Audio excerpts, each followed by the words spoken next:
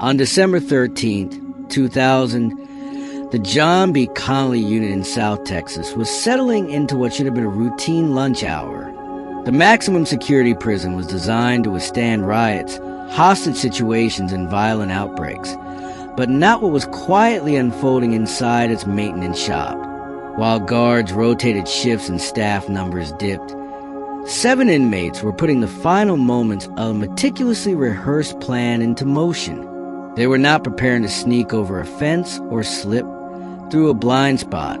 They intended to take control of the prison itself, steal its weapons, and walk out the front gate in plain sight. At the center of the plan was George Rivas, a 30-year-old inmate serving 15 consecutive life sentences for robbery, kidnapping, and burglary. Rivas understood something most prisoners never fully accept. He was never leaving legally. With nothing to lose, he devoted months to observation. He studied guard routines, staffing patterns, and the flow of workers to the maintenance area. Lunch hour stood out as the weakest point. Fewer officers, more civilian employees, and constant mechanical noise that masked unusual sounds.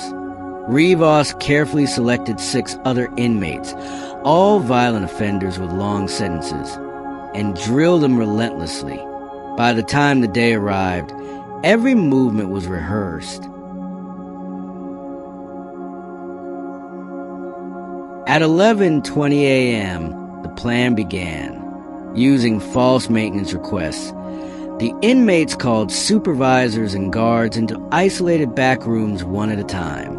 Each was overpowered within seconds, bound with industrial zip ties, gagged, and hidden away. The speed and coordination were so precise that no alarms were raised.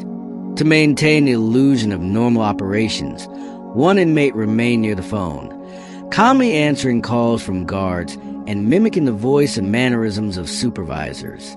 Over the course of the next hour, 11 guards were captured without a single shot fired.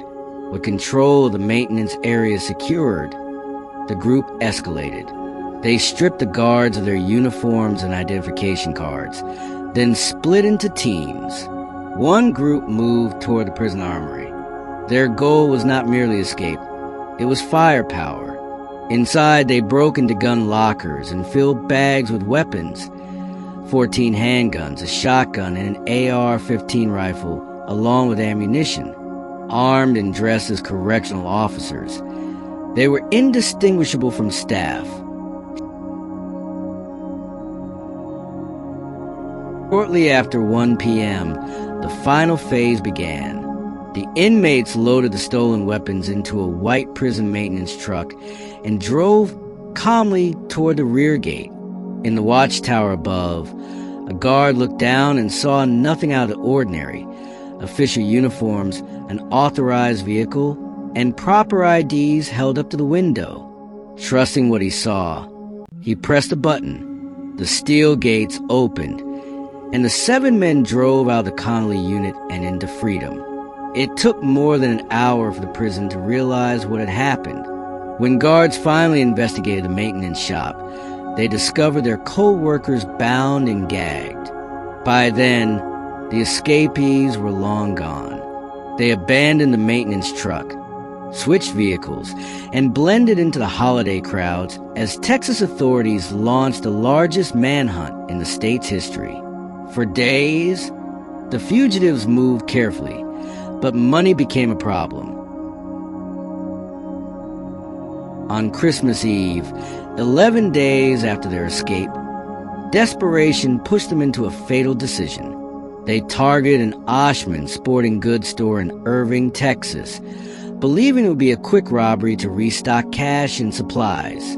As the robbery unfolded, police were called to the scene. Officer Aubrey Hawkins, who had just finished Christmas Eve dinner with his family, responded. As Hawkins pulled into the parking lot, he was ambushed before he could even unbuckle his seatbelt. The 7 men opened fire, striking him 11 times. They dragged him from his patrol car, stole his service weapon, and ran over him as they fled.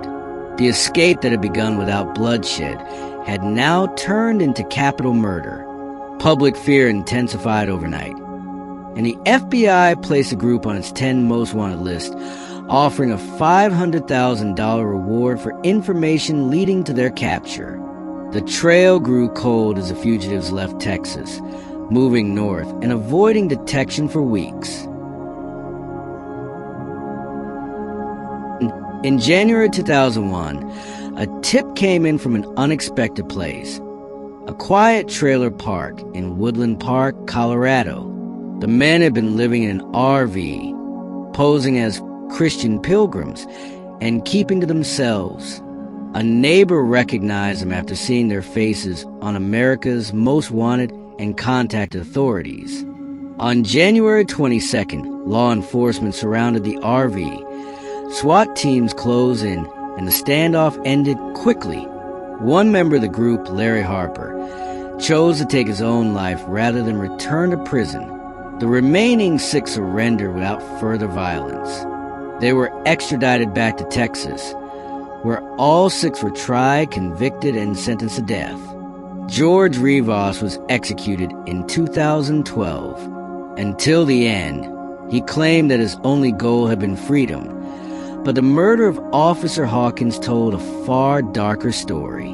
In the aftermath, the Connolly unit overhauled its security procedures, closing the vulnerabilities that had allowed 7 inmates to exploit a single lunch hour and carry out one of the most audacious and deadly prison escapes in American history.